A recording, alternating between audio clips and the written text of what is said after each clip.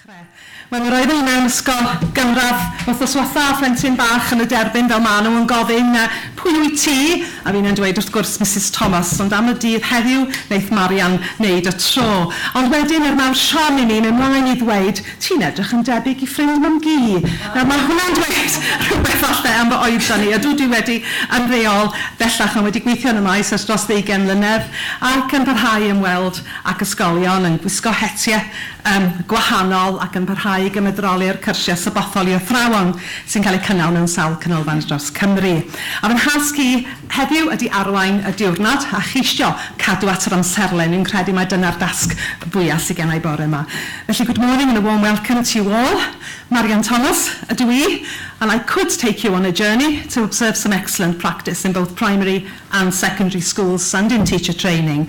There are certainly pockets of excellence here, but I also know that we are facing a crisis here in Wales with regard to teacher recruitment and their language skills. So, I'm the host of the day, tasked mainly to ensure we adhere to the programme. We will be using translation facilities, so can I please check that those who need a headset have one? Everyone happy? And can we check if it's working, please? And if you have a problem, please raise your hand as if you were in school. Pawb yn hapus? O'r gorau? Iawn? Dwi'n gweithio? Nac ydi? Oh. The translator's gone. Oh dear. Oh, dyma fe, ar y gair. Right. Diolch, Steffan. Yn falch bod chi wedi cyrraedd. Right. Chi'n barod?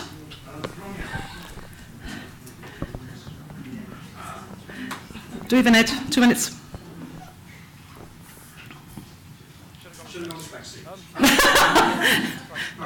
Gweinidog, everybody, welcome. As you can see, we welcome contributions in English and in Welsh. Basically, I just want to test that the equipment is working. I've got my microphone on, so very easy. Can I borrow a headset there? Thank you. Very simple to use. One dial, switch it on, put it on your ears like so, and you should hear my dulcet tones coming through your headsets. Let's just check it quickly now, yeah? Canolbwyntio mawr yn digwydd.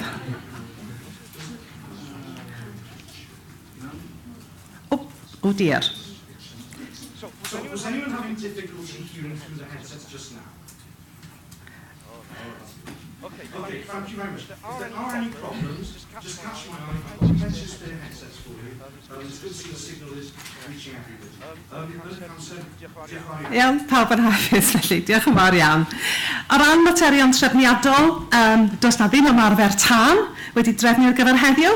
Felly, os yna fydd na larwm da, bydd angen i ni adael yr ystafell drwy'r drws ar y dde i chi ac i ymgynnull ar y borfa tu allan.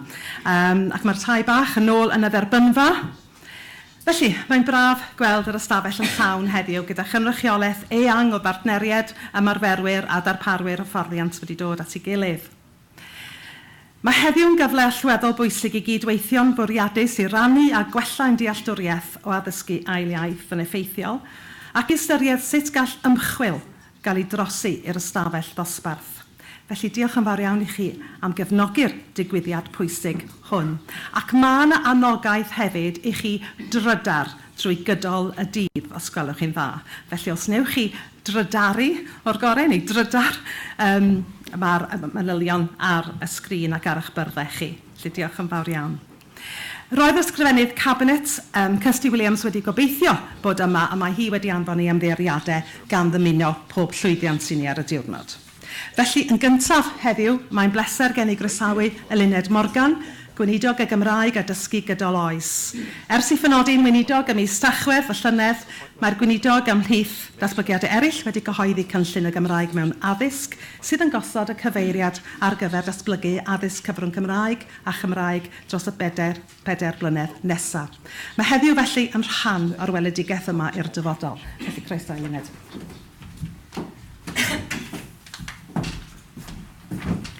Wel, diolch yn fawr, a ga i ddechrau trwy diolch yn fawr i chi am ddod.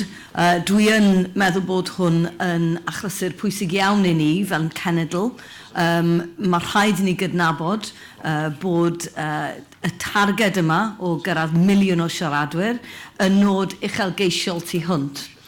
Ond mae rhaid i ni hefyd gydnabod, os nag i ni yn canolbwyntio ar rheini sydd ddim yn medru'r Gymraeg, fyddwn ni byth yn cyrraedd y targed yna. Felly mae'n holl bwysig bod ni yn ymateb i'r angen i wella'r ffordd i ni'n dysgu Cymraeg fel ail iaith. A ga i ddiolch i bob un sydd wedi ymwneud a rhoi'r symposiwm yma at ei gilydd.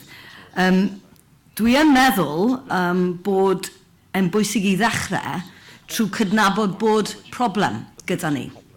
Y ffaith yw, mae llawer iawn o blant yn ysgolion yn cael 3 o flynyddoedd yn dysgu Cymraeg mewn rhyw ffordd neu gilydd ac yn dod allan llawer iawn ohonyn nhw gyda'r ychydig iawn o Gymraeg.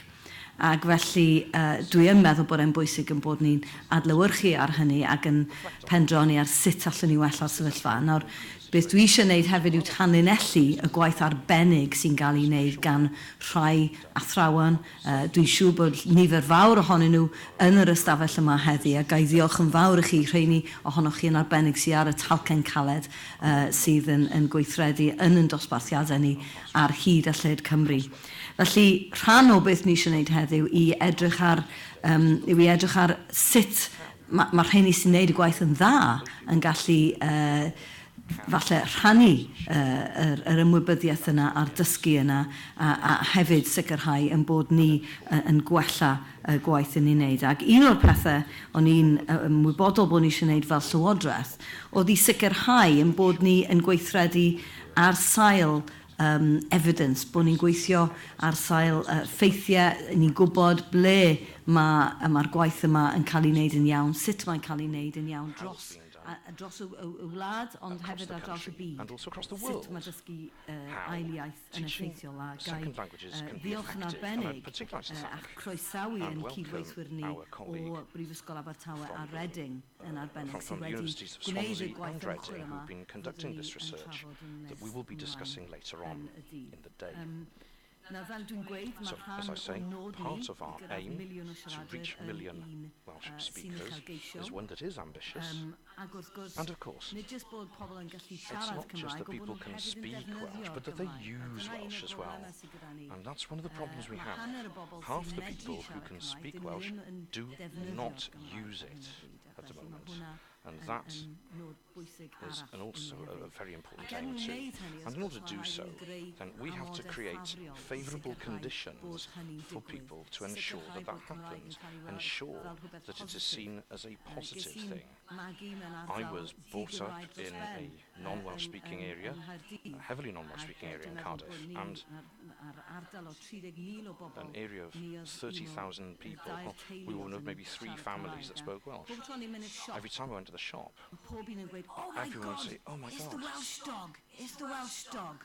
So we'd sit there and every time we'd have to perform with the dog, and we'd go into the shops and say, "Get him to do the act." "Get him to do the act." Okay, Hydref. Okay, Hydref, that was the name of our dog. Hydref. Sit. And the key would just look at us. And then we'd go and say, "Hydref, Ishte." And then, like a shot, she'd sit down. And everyone would clap and they'd think it was a miracle, marvellous. And I think we have to ensure that creating that environment where people see the Welsh language as a positive thing, a favourable thing, is really important, and that we create the right conditions.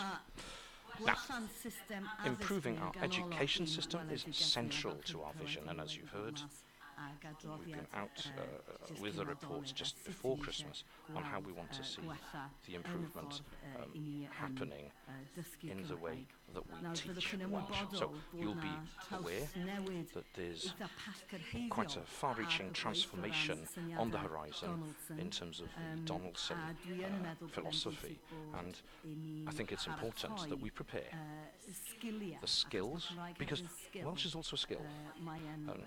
It is something that we have to appreciate as part of our culture, yes, and appreciate as part of our history and also as part of something in our communities, but it's also a skill, and that's something I underline time after time after time. As the Minister, also responsible for lifelong learning and ensuring that there are better opportunities for people in the workplace. Well, I would like to emphasise that Welsh is seen as a skill too. But we do need to transform the way that Welsh is taught. We have to ensure that our young people in our schools leave school ready to use the language. And I do think that this is a matter of fairness. It's not fair that people in our communities don't have the opportunity to use the Welsh language. And I think it's our role as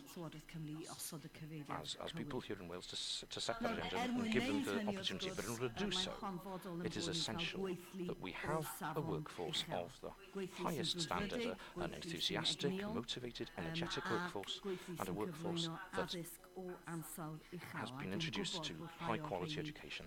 And I know that we have some of those in this room today. But we also have to ask the question, how are we going to improve the learner's experience? And I do hope that we'll have an opportunity today to listen to what you have to say regarding how we practically can move this onwards. So the training of teachers is essential, of course, in this respect. And professional, lifelong learning throughout their careers is something that we have to ensure that happens, building capacity and ensuring that the work we do is based on research. And we also have to ensure that we respond to the technical changes that are happening. At the moment, we're looking at the possibility, for example, of using more virtual reality in our classrooms to make the experience of learning language something that can be more fun. And these are some of the things we're looking at. But the new curriculum, this new curriculum, is an opportunity for teachers to design their own curriculum so that it adapts to what's happening locally, to adapt the particular context and interests of the school and pupils. And I do believe that this is an opportunity perhaps to develop new methods of teaching and learning. And as we do that generally in the field of education and take on board the recommendations of Donaldson, it gives us an opportunity to focus on how to do it specifically for languages and learning languages as second languages. And I am pleased, very pleased, that this report that has been drafted and presented today mentions some of the things that we need to look again at. For example, we know that immersion linguistically works to a vast degree, and to what degree then can we adapt our system to look at that possibility? The role of bilingualism is something that we need to also acknowledge, I think. And I do believe as well that it's important that we underline the fact that if we develop people to be bilingual, then the basis of being able to learn additional languages, as far as I understand it, what I've heard about how the brain develops, that it's a lot easier then to actually learn an additional language if you've had that experience of learning bilingually to begin with. So I do think it's important that we make those links between those teachers who teach other languages, such as second languages. And I'm so pleased that we have some of you here amongst us today. I also think that it's important that we don't just focus on the changes that will happen when Donaldson comes in. Donaldson's still far away, and I am determined of not seeing yet another generation miss out just because we didn't adapt soon enough. And that is why I think that it is important that we come together today and consider this evidence that Estyn has given us regarding where we are today, and that we acknowledge the work that Professor Sioned Davies has done regarding improving the way that we learn and teach. And I am determined that we start to transform the way that we teach Welsh as a second language, and that we teach it on the basis of the evidence that is given to us by both reports that we have today. And so I look forward to hearing more from you today, and particularly from those who have come and drafted this report together. Thank you.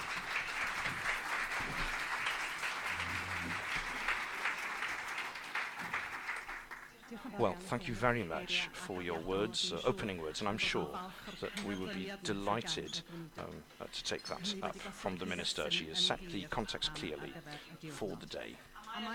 And it is encouraging, isn't it, to hear that the government wishes to see this important area developing.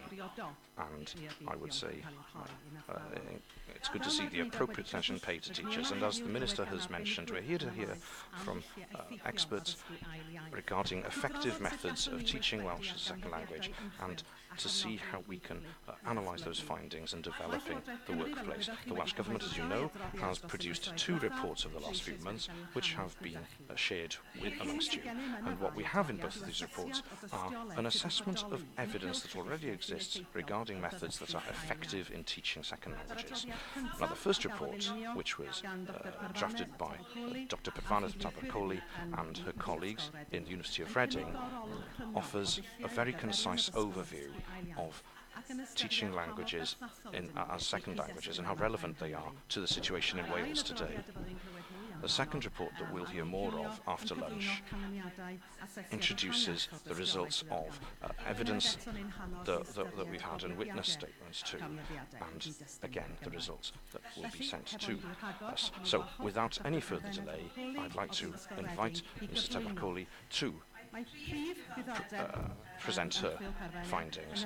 Now, her main interests are in the relationships between procurement of language, experience of language and second languages, and she has designed tasks for teaching and learning and looking at the effect on oral performance and the cognitive processes that are associated with second language. So, warm welcome to you and thank you.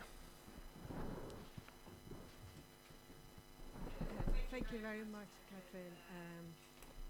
It's a great pleasure and honor to be here with you all today, and I particularly feel privileged to be here because this is a very unique opportunity in which I can see a wide range of very important stakeholders coming together in the same room, under the same roof, to talk about our joint interest, which is teaching Welsh as a second language. So I said it's a unique opportunity, a unique event. This is one of the things that I have been working on throughout my academic career, to try to bridge the gap between researchers on one hand, professionals and practitioners on the other hand, because I really genuinely believe that it is only when we come together that we can make change possible and effective. So I need now to move on to the study that I'm going to present, the results of a study I'm going to present here today. This study was done with my colleague, Professor Rodney Jones, who could not be here today because he's engaged in another academic event on the other side of the world. With the introduction that Minister Morgan just presented us a few minutes ago, I think my job of opening my talk is much easier. And I have to say that there are many things that I would go back to your talk which were not collaborated before, but obviously you are very familiar with the research in this area, and you have mentioned some high important and key factors in second language teaching, effective second language teaching. So the backdrop to the study that I'm presenting here today links in with the recent Welsh Government Vision 2015, with the ambitious goal of having 1 million speakers of Welsh by 2050. And in order for this vision to be idealized and realized, there are at least 3 strategic themes that the government suggests that should be pursued. Number 1 is increasing the number of Welsh speakers. Number 2 is increasing the use of Welsh across a range of different professions, domains.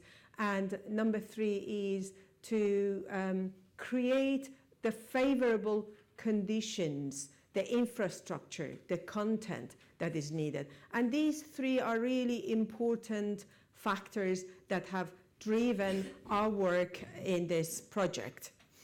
And again, against the backdrop of this move, the Welsh government has taken the opportunity to conduct some research. The first study is from University of Reading that we have conducted, and we are lucky to hear the second study from colleagues at the University of Swansea. So this is a very brief outline of the talk I'm presenting here. What I want to say before I start the study, the results of the study, I want to say that I'm here to learn from you as much as presenting the findings. Having policymakers in the room, having professionals, I looked at the list of delegates and I realized there are some people from assessment organizations. I think this is the moment for me to learn a lot more than what I did when I went through this study. The primary aim of this study was to contribute to the development of an evidence base for teaching Welsh as a second language in primary and secondary schools in Wales.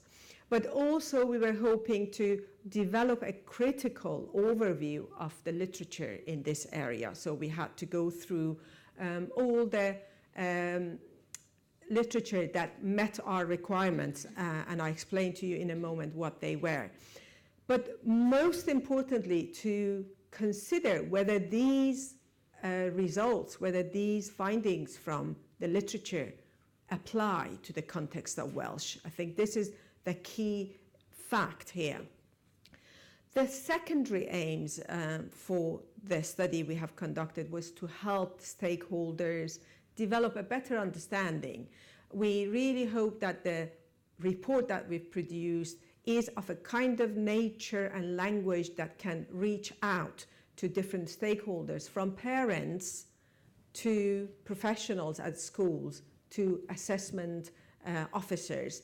And finally, to set out, to lay out a number of critical factors that need to be considered when developing the curriculum and when implementing the new language curriculum. Anyone involved in a second language learning or teaching situation is fully aware how complex, multifaceted, and multi-layered teaching and learning a second language is. I consider myself as a lifelong learner of English. I would never claim that my English is okay.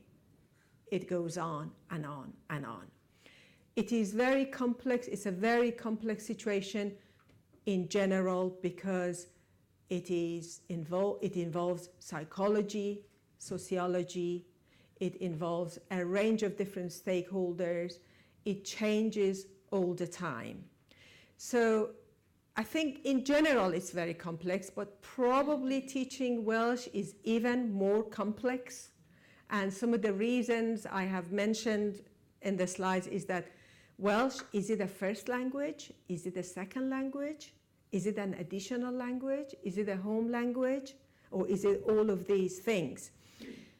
We know that Welsh is particularly important because we are facing issues of bilingualism here.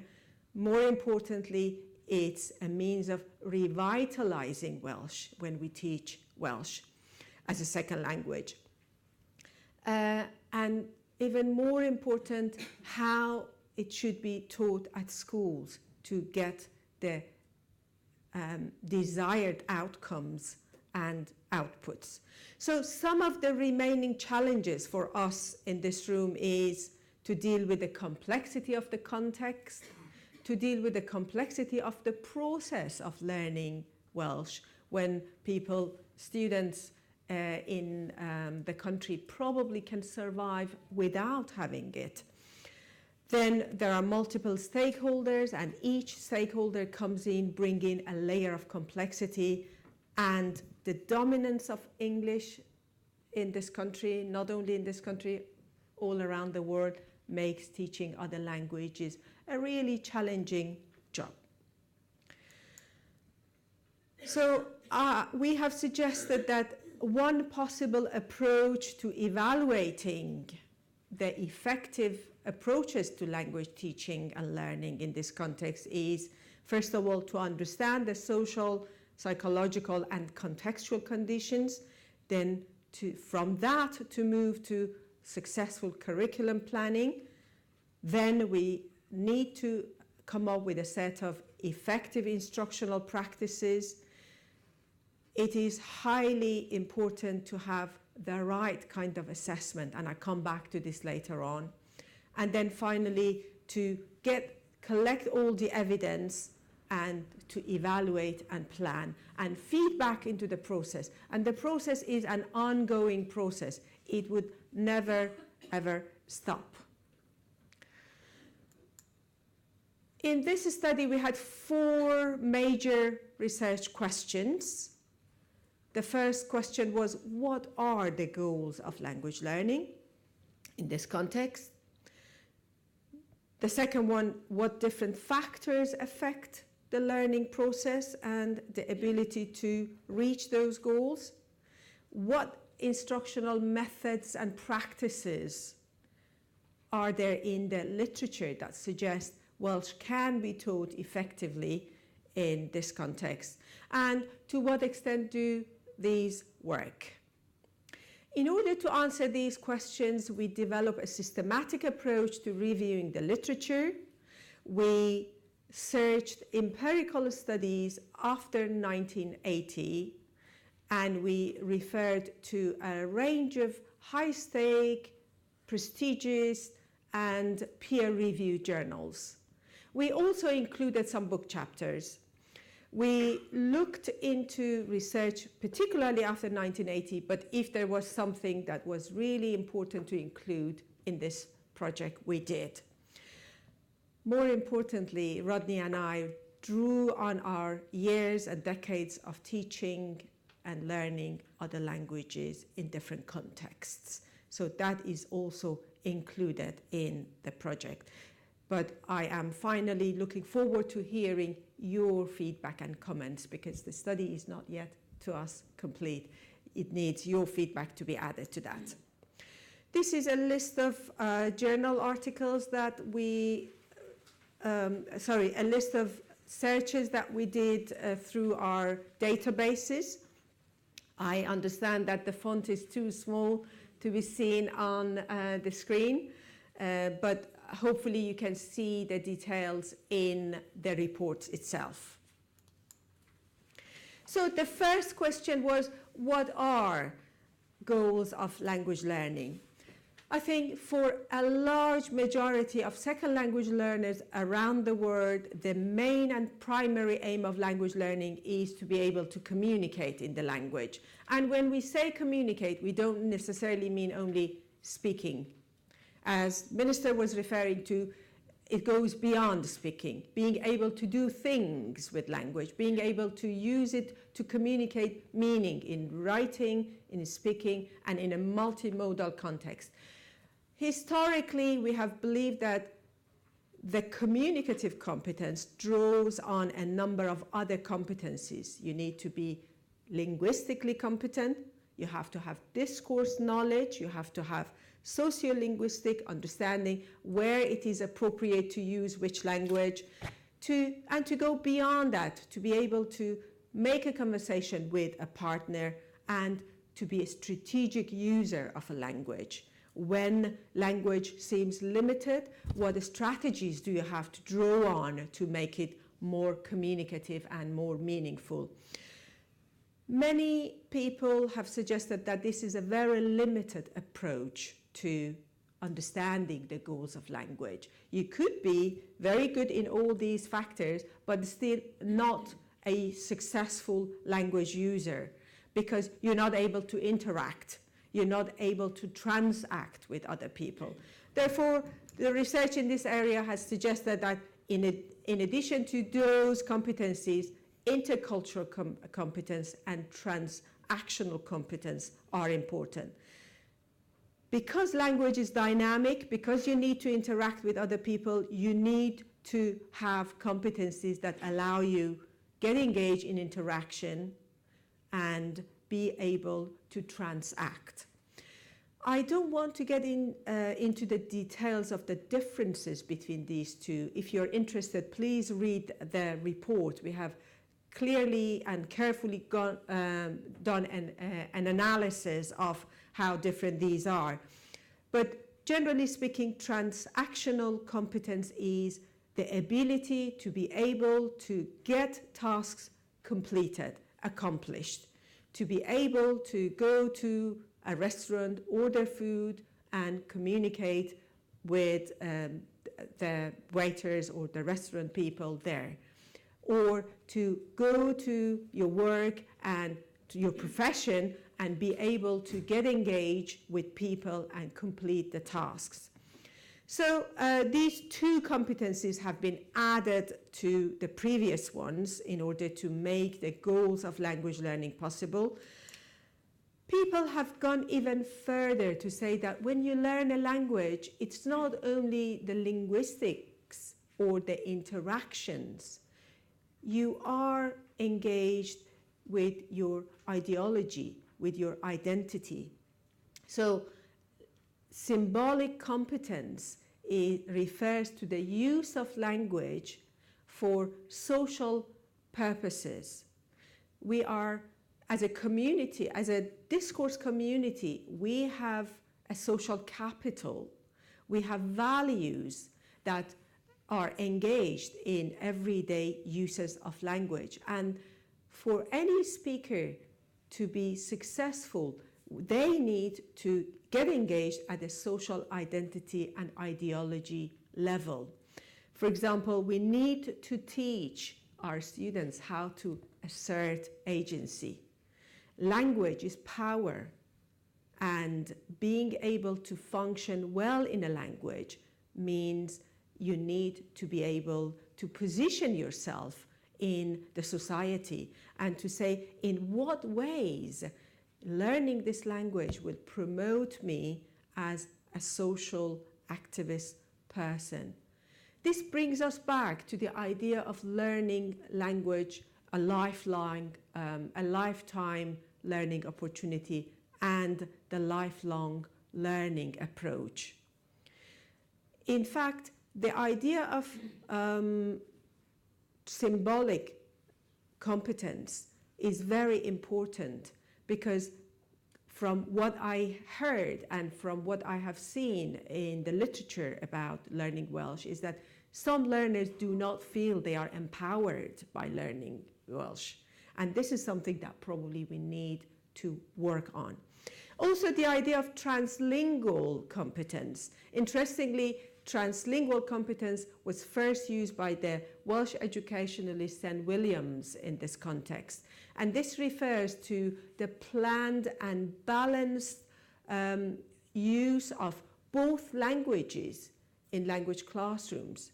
Knowing a language is power, and therefore it should be given the right to be used in that context. And this is something that adds to the value of teaching. I belong to the generation of teachers, English language teachers, that if I allowed my learners to use their first language in the class, I would have been told off if I didn't lose my job. But things have moved on and things have changed. The use of the other language in class is a privilege, is an opportunity. But at the same time, both languages can help. as they do in real life, we move between languages in everyday life, and that should be the situation in language classrooms. So what I wanted to say is that the aim of language learning, especially in this case, is not just to fit in another culture. It is to position yourself as a multilingual speaker in this diverse community, where your language can be used to assert agency, where language can be used to empower you. And it is a lifelong learning opportunity. That is something that needs to be translated to the students.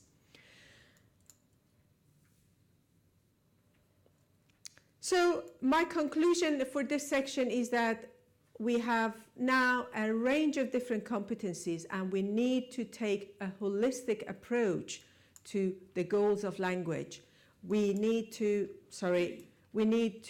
remember that learning a language involves all these competencies, and as a teacher, as a tester, assessment person, as a policy maker, this is important to bear in mind that for successful curriculum planning, for successful effective language teaching and learning, we need to give our learners the opportunity to draw on all these approaches and aspects of competency. So next part is what factors affect language learning. As I said, a range of different factors, including psychological, sociological, sociolinguistic, and contextual factors help with teaching and learning of second languages. For reasons of time, I would not be able to go through each individual variable in this talk. I would only refer to some important points that come into teaching and learning. Obviously, we all know that having language aptitude might help. Greater working memory helps with effective language learning. But this is not what I am here to talk about. I'm here more to talk about the fact that in classrooms, drawing learners' attention and noticing can have an impact on what they learn and what they do. Also, more importantly, the issue of motivation. We all know that given motivation, almost everyone can learn a second language to a great extent. But what we have learned from recent literature is that motivation is investment. Investment from the part of teachers and professionals, but also investment from the part of the learners. The learners should know that it's your investment in this that would be fruitful, would give you fruitful results. Another piece of evidence from the literature I want to share with you about motivation is that recent research in motivation has clearly shown that having an ideal L2 speaker self helps promote language learning. Those learners who are usually more successful are those who have an ideal self that speaks the second language in mind. Do our learners have an ideal person? Do they have someone they aspire to? Do they have a Welsh speaker that they want to be in future in mind? And is it something that we can create? I'll come back to this later on. For young kids, who is the ideal L2 speaker in mind? Who could be? I'll come back to this at a later stage, but bear in mind that the recent theory of L2 ideal L2 self is very important. And again, if you're interested, please read the report. More psychological factors, important points are highlighted, feelings and emotions. We learn things when we learn through enjoyment. feeling fine, feeling good about it, enjoying and learning? And have we created a culture of teaching and learning in our classrooms where people can really enjoy? My experience is at both primary, secondary schools and higher education that a lot of language learners feel anxious, feel stressed, feel they're not enjoying themselves. So this is the moment that we need to think, what can we do in order to encourage learners to find ways of enjoying the second language learning experience. And then on the behavior related side, I would like to talk about learning strategies. You know, strategies are far too important for learners. A substantial amount of research suggests that successful learners are those who have very good strategies, language learning strategies. And language learning strategies do not come to everyone naturally. These are things that can be acquired. These are things that lend themselves very well to language classrooms. And language teachers can help develop these strategies. Again, for reasons of time, I have to move on. So with the sociolinguistic factors, the sociolinguistic environments, opportunities for interaction, I was very pleased to see that one of the strategies, one of the 3 strategic themes of the new vision is to create these opportunities, to create favorable conditions for these.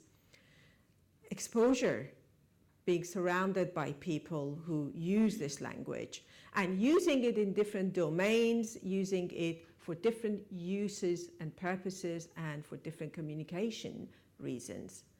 Not everyone needs to be expert in every domain.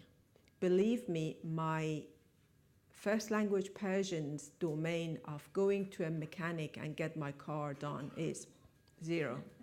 I wouldn't be able to make it. So you can imagine that is even worse when it comes to my second language. But do I need it? I've always depended on a husband who's happy to do this. So think about domains, think about uses, and think about what every person enjoys and needs in their situation. So we move to group membership. We use language to include ourselves and others in a certain act or sometimes a community. Also, we use it to exclude people. These are things that are really important for younger people. I have seen many second language speakers who switch to the second language because they want to include or exclude each other. And these are opportunities that can be used for teaching and learning. And the second item there is accommodation theory. Again, we speak the way we want to identify ourselves with other speakers. So our performance sometimes, if not all the time, resembles the performance of people we want to identify ourselves with. And that goes back to the idea of L2 ideal, L2 self. If you have an ideal person in mind that you want to resemble to, that works very well from both a psychological perspective and a sociological perspective. And as I mentioned, the investment that is put into learning comes here again. Creating communities of practice. People work very well in their own communities of practice, and these can be easily formed among our second language learners. I said before that ideologies are involved. We can never imagine language without an ideology. So it is really necessary for us to consider what kind of ideology is linked with the language that we're teaching and in what ways that can support. Attitudes. I think there is a lot to be done about the attitudes toward Welsh as a language and towards Welsh speakers. And positive attitudes really promote. But how can we promote positive attitudes among primary and secondary school kids? What things are important for them? Is it really important for them that they can probably use Welsh to revitalize the culture? Or do they really enjoy it when a pop singer is a very famous Welsh person? The massive impact of pop culture, movies, cinemas, games, is really massive with primary and secondary school kids. Have we done enough to create a very nice atmosphere that allows for positive attitudes towards Welsh from that perspective? This is something, again, to work on. And finally, in this part, I want to talk about ethno-linguistic vitality. This is a crucially important element in keeping a language vital. The number of people who speak the language, it's not only the number when we talk about demographics, it's the number and the uses and the different generations of speakers who use that language would really show us how vital and how active and live the language is. We also need institutional support, so it's really good to see that the Welsh Government is taking quite ambitious steps forward to provide and to support, and I hope that support continues, because institutional support, without institutional support, ethno-linguistic vitality would not exist. And finally, status and prestige. When we talk about the status and prestige, we're not only talking about culture as the sea culture, the culture of the country. We're talking about every single aspect of it. Has the government given more status to people who speak Welsh as a second language? Has this been considered as something that people can be really proud of and people can use for everyday matters of life? These are the things that I'm sure we can come back to in our discussions throughout the day. I need to move on to the next part, which is effective approaches to teaching and learning a second language. Yes, I think we are. Sorry. The literature on effective approaches to second language teaching and learning is quite substantial. For reasons of time, I have decided to focus on two approaches to second language teaching and learning that have proven very successful in the field over the past 2-3 decades. So for reasons of time, I'm not going to go through other approaches, but this does not mean those approaches are not useful or suitable for the context of Welsh. I'll come back to the conclusion in which I would talk about the more ecological approaches to teaching and learning. So the first approach to teaching and learning that I'm going to discuss with you here today is a task-based approach to learning. A task-based approach to learning has proved very successful in a range of different contexts, both at a local administration or a governmental administration position. A number of countries, as you can see in the slides, a number of countries around the world have adopted task-based language teaching, and the results of studies conducted so far suggest that this is a quite successful way of teaching language. In this approach, tasks are taken as the building blocks of language teaching and learning. Tasks are the heart of the teaching that goes on in the class and the learning that happens. So instead of focusing on individual competencies, teachers draw the learner's attention to performing tasks in order to accomplish things that they are expected to do. So, for example, without focusing on individual aspects of grammar, vocabulary, and other things, they give the learners a task that includes everything. The purpose is completing the task rather than learning individual items. So it is not asking learners to demonstrate their knowledge, but to demonstrate what they can do with the knowledge that they have to accomplish these tasks. What are tasks? Tasks are activities in which meaning seems to be primary. So getting the communication, getting the meaning across to your partners seem to be the primary goal. And as I said before, it's not only with the speaking, it moves to all other skills. And these tasks are done in the classroom, but are things that are done outside the classroom. So they are mirroring real life opportunities and real life activities. And then they are outcome oriented. So for the learners to have been considered successful, they have to achieve the outcome A, B, C that are set by the learner, by the teachers. I'm sure many of us in this room are already familiar with tasks and are using them in our classrooms. There might be some people who have not. So I explain a bit more.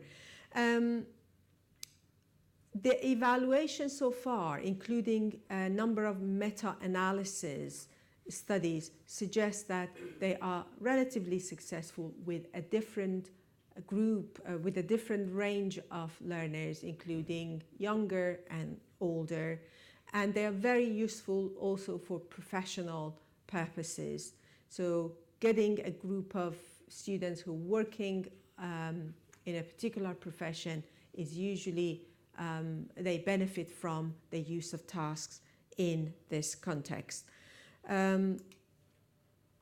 Benefits: it is believed that when learners transact tasks, their focus is on getting the meaning communicated, and therefore they have an important goal to achieve.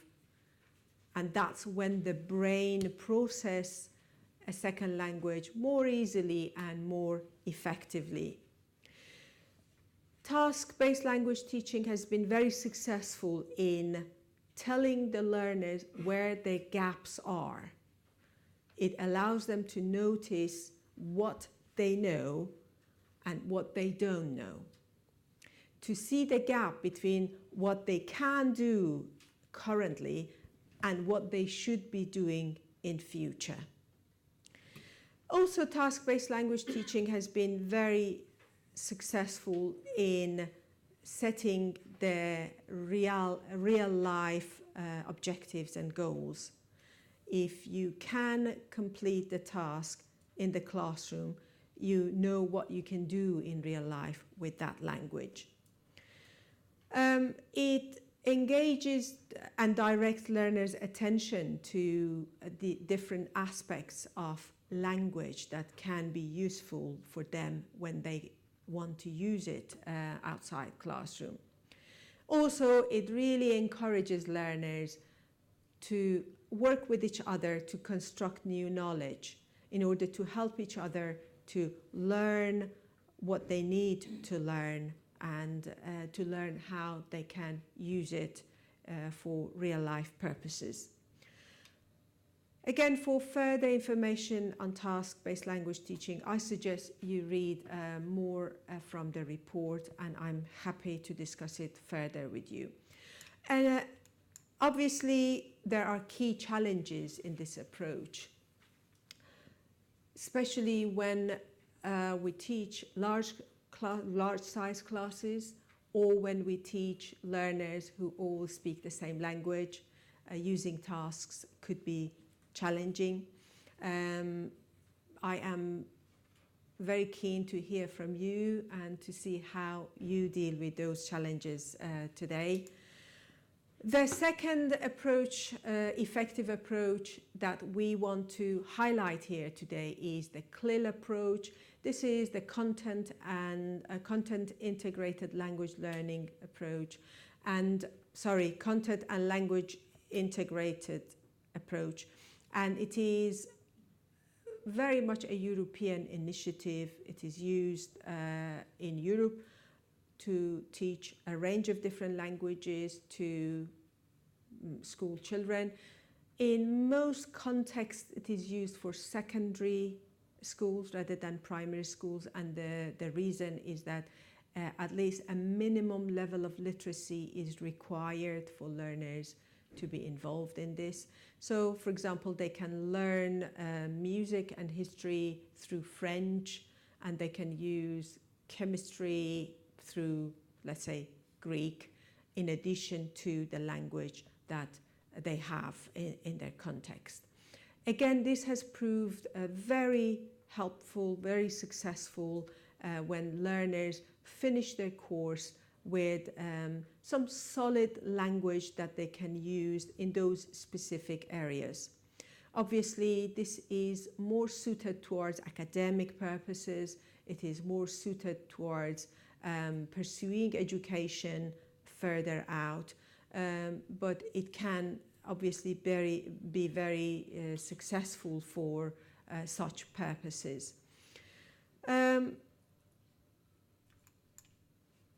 Benefits of adapting CLIL.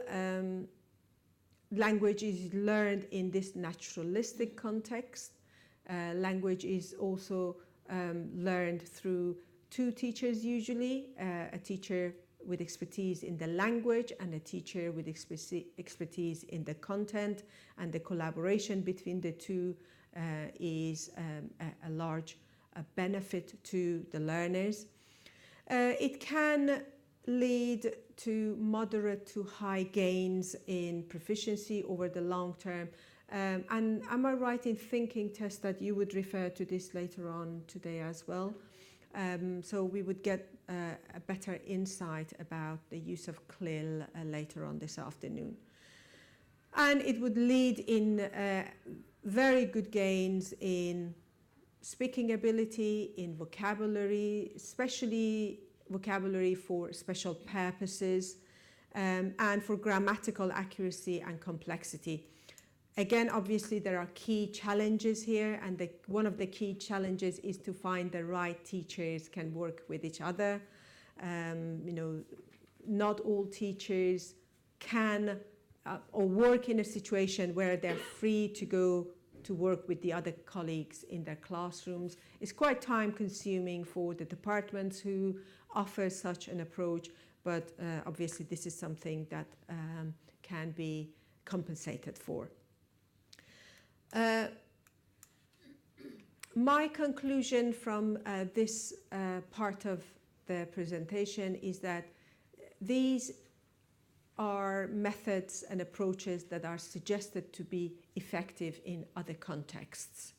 It is difficult to judge their effectiveness in your context without your knowledge, without your insight, and without your feedback. What we know is that we live in a post-method era. We live in a time that requires teachers to decide for their own context and for their own purposes. We can draw, and we should draw on the research in this area, and we have to learn from those failures and successes. I hesitate to say failures, but this is reality. There are stories about success and there are stories about failure in any methods that we have used. But for us to think about what we want to do in our context is the key. Some suggestions, and I'm adopting this from a study by Kumara Davivalu, 2003. He has suggested 10 macro strategies that can be used in almost all classrooms around the world, regardless of the language, the kind of context, and the social, sociolinguistic issues around them. I think I don't need to read these to you because I'm sure this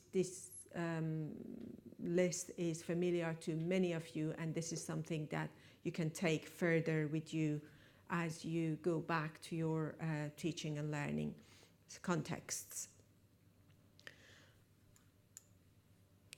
So there are other very important factors to bear in mind when designing a curriculum and when implementing a curriculum.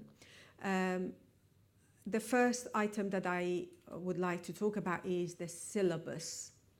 In the literature in language teaching, we have two kinds of syllabi. One syllabus is the synthetic syllabus, where things are taught individually, grammatical structures are isolated, or grammatical functions are isolated and taught individually, and it is hoped that they will merge together eventually and they would become productive. Again, research in this area has suggested that although there are benefits in using synthetic syllabus, they don't usually work as well as we want them. Analytic syllabi are more preferred because they look at language as a whole, as a unit in which different functions, different aspects, different linguistic items work as a system. So adopting an analytic approach to syllabus design might be a more useful approach to be adopted. Also, we all know that the syllabus should be based on a needs analysis. The needs analysis is the most important thing that informs a syllabus. So who are our learners? Who are these school kids, primary and secondary school kids? What are their needs now and future? If we see no needs for them to learn the Welsh language as a second language, then that's the moment that we need to stop and think. Without those needs, we can't pursue with our aim for having a large number of Welsh speakers in 20, 30 years' time. But I was very pleased when I was looking at the documentation on the Welsh Government website. I was very pleased to see the Welsh language skill needs in English sector report by Vivian et al., because they have clearly set out a professional perspective to needs analysis.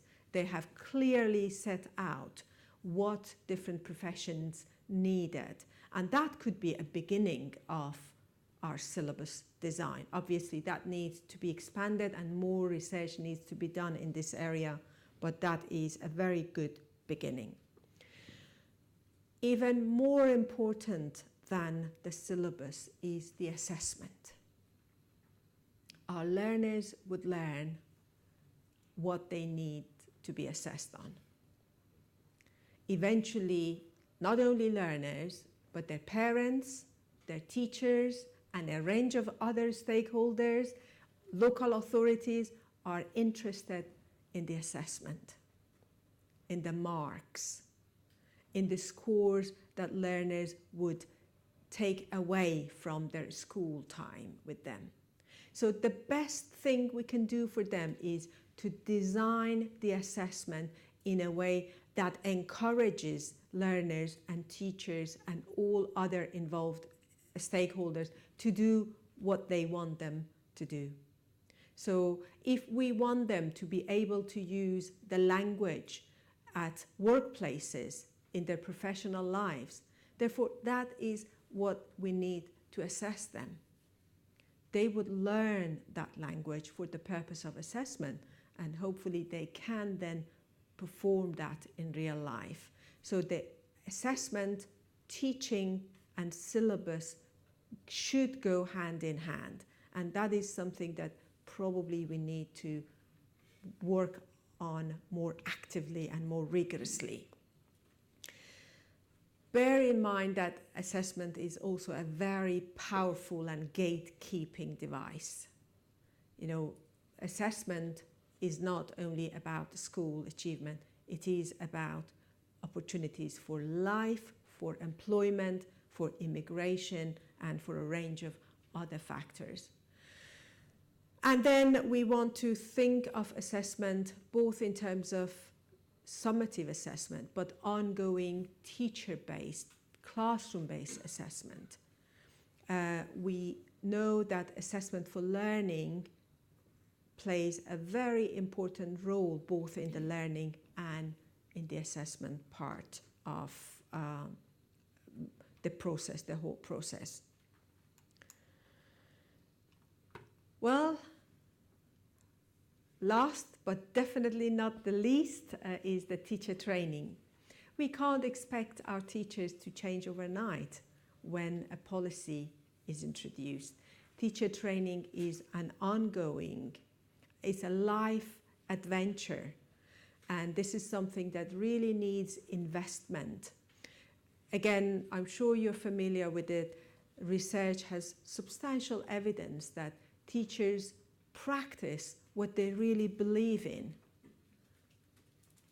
So it would be very difficult to expect any teacher to do anything in their class when they don't believe in it.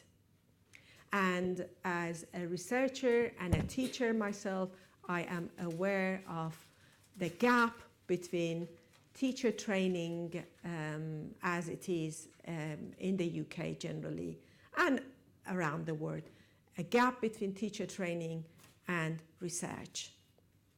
So researchers have worked on their interesting topics and areas, but they have not translated that clearly to teachers and teacher training programs. We also want teachers to use these opportunities as a way of empowering themselves. The teacher training program and the way we work with teachers should not be a top-down approach. It should really be a bottom-up approach. Teachers should tell us what they want to do in their classrooms and what they see as the best. As you probably know, even a huge initiative such as the CFR is based on teachers' insight, on teachers' knowledge, and that is the way forward. Okay, conclusions. I go back to this, and I would say that we are just at the beginning of this process. We have only taken the first steps, and I really hope that we can work along this process together. When I say we, I mean the group of stakeholders in this room to come together and work towards this in order to reach and to develop what we want and what we see as appropriate, as suitable, and as necessary for the teaching of Welsh as a second language. So I have highlighted some important points on these slides, but I don't think I need to go through this because I think it is more important for me to hear from you and to listen to your voices rather than to mine.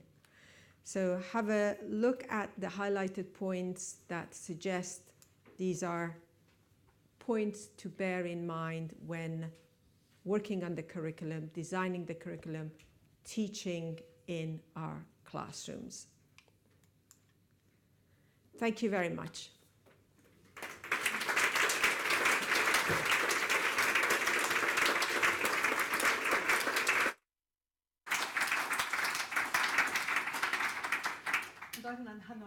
Thank you very much indeed.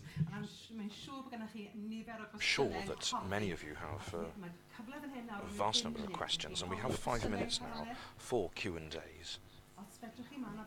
There are roving mics here, So please feel free to ask any questions and challenge what was a very challenging address. So you'll have an opportunity to discuss further, of course. So I think there's a question coming up here. Hello, I'm Claire Guerrara from Cardiff University, Professor of French, so I'm very interested in the multilingual landscape, and so far you haven't really touched upon the role of technology. I know it's in the report you've provided, but the role of that in facilitating and developing a very multilingual framework, and of course drawing on experiences very globally for the second language acquisition of Welsh. In terms of technology, for reasons of time, I didn't explicitly mention it, but yes, today learning can hardly be separated from technology, and learning, including learning a second language and teaching a second language. Technology facilitates, but it throws at us, as I'm sure everyone in this room is familiar with, it throws at us several challenges. I think the challenges that generally the profession of second language teaching and learning faces with regard to technology is much smaller than the challenges that Welsh as a second language faces.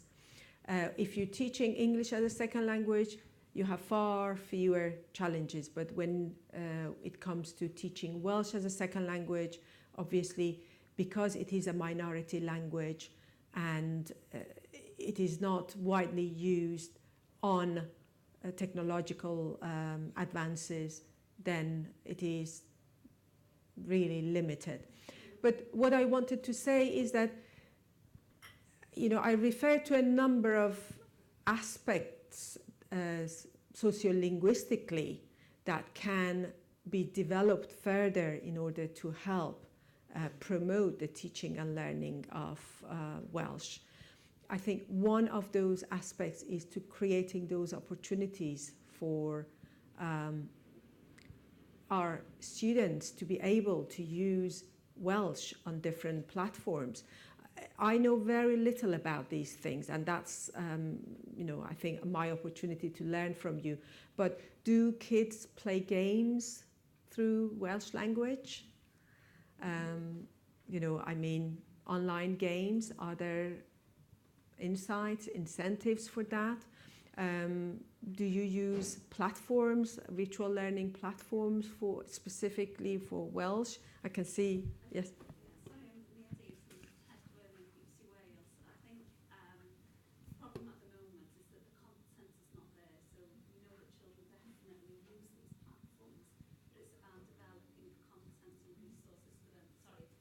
Be available for them. So I think the need is there, but we need, as a broadcaster, we've got a place to help with developing content as well, to bring the language, to modernise language. I think providing the content, and correct me if I'm wrong, providing the content is the very important part, but probably more important part is to make sure that our children enjoy doing games in Welsh online, or to use those platforms, because this is important. To me, you would, as a young child, you would learn the language of your mates, regardless of how they speak. Again, my examples are limited to what I know, but you walk in any secondary schools anywhere in the world and you see that these teenagers speak a language that they understand themselves. Sometimes we find it difficult to understand. And who teaches them that language? It's their own culture. It's, as I said, it's a way of inclusion and exclusion. So if we really want them to be using these technological advances, we have to make sure that these are things that they see as prestige. I talked about prestige earlier. Prestige for us might be very different from prestige for them. And it is necessary for us to understand, to look at prestige through their lenses, through their practices, and to create those conditions. Nag oes na gwestiwn ychwanegol. Mae Well, yn unless amser there am are egwyl any other questions, then it is time for yn a unig. brief Felly ar break ôl y for a paned, quarter of an hour only. So after a ar cuppa, ôl y paned, os newch chi ysgolch yna dychwelyd please i'ch then byrddau, a reconvene. bydd angen i bawb sy'n eistedd ar fwrdd 6, ble bynnag ydych chi And draw those fyna, of you bydd angen i chi on group fynd i stafell 6, you'll need to go to the 2. other room Mae fydd na where there will chwysydd ar bob be bwrdd, a breakout session for yourselves. As far as everyone else is concerned, come bydd back angen i here chi bennu for un discussion person, sessions. You un need to person i appoint one gofnodi'r prif person bwyntiau, to a drafodaeth ar describe the papurau main points of the berthnasol, discussion ac yn and rhywun the arall, relevant conversations. neu'r un person And falle maybe nominate the same person or maybe somebody else to report back concisely, and concisely means concisely. So, I'd also like to thank Parvaneh for a wonderful start to our conference today. Thank you.